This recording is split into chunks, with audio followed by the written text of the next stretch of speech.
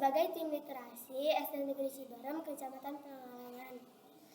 Dalam rangka memenuhi tantangan literasi numerasi Leksam 2025 di bulan Maret ini, saya akan mempresentasikan sebuah denah SD Negeri Ciberem. Yang pertama, gerbang. Kita akan bertemu perpustakaan. Di sebelah perpustakaan ada kantor atau ruang guru. Di sebelah kantor atau ruang guru ada kelas 6, kelas 5, dan kelas 4.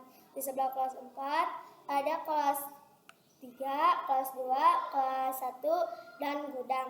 Di sebelah kelas gudang ada WC atau toilet yang sering digunakan siswa SD Ciberem.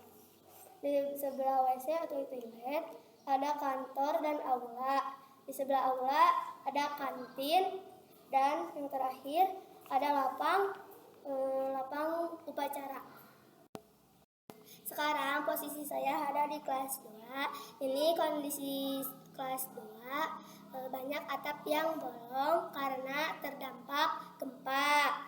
Doakan ya teman-teman agar sekolah kami dapat segera direnovasi.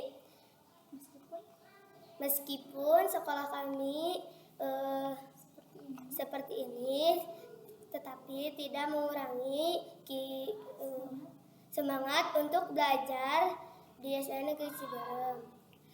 Sekian dari saya.